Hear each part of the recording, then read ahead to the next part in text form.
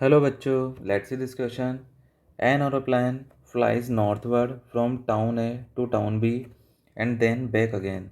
There is a steady wind blowing towards the north so that for the first days of the trip, the aeroplane is flying in the same direction as the wind, and for the return trip of the journey, the aeroplane is flying directly into the wind.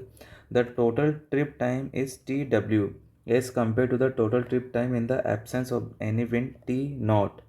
Then तो question में ये कहना चाह रहा है कोई aeroplane है जो कि स्टार्टिंग में टाउन ए से टाउन बी की तरफ जा रहा है, मतलब ये नॉर्थ की तरफ जा रहा है और विंड है वो भी नॉर्थ की तरफ जो है यहाँ पे ब्लो हो रही है। और जब रिटर्न ट्रिप की बात करें हम लोग तो एरोप्लेन जो है विंड के अपोजिट डायरेक्शन में मोशन कर रहा है। ठीक है, अब अगर विदाउट अगर एयर ट्रिप का अगर टाइम टी नॉट हो और in the presence of wind अगर जर्नी का टाइम अगर टी डब्ल्यू हो, देन आपको यहाँ पे टी डब्ल्यू टी नॉट में कंपेरिजन करना है, क्या सही होगा। तो हम लोग क्या ले सकते हैं, इन केस ऑफ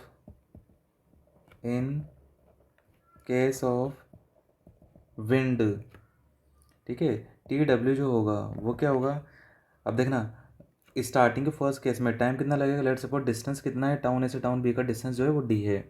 जैसे ये टाउन ए और ये टाउन बी का जो डिस्टेंस है वो हम लोगों ने यहाँ पे डी मान लिया, राइट।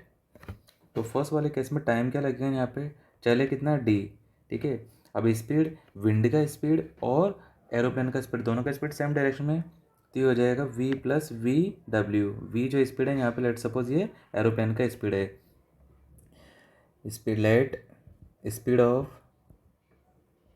स्पीड ऑफ एरोप्लेन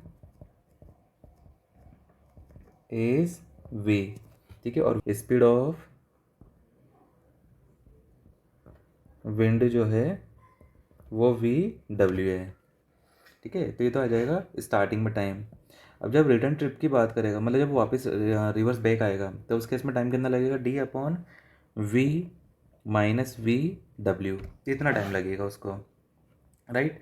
अब हम लोगों ने यहाँ पे मान लिया, let suppose X is equal to क्या है, ये है V W divide by V है, ठीक है। तो इसको हम लोग क्या ले सकते हैं, डी अपॉन वी, ये तो हम लोग कॉमन ले लिया, अंदर क्या आ जाएगा, वन प्लस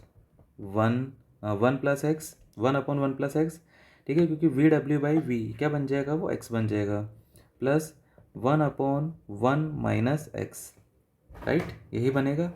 आगे देखना इसको हम लोग क्या लिखेंगे, T W is equal to D upon we.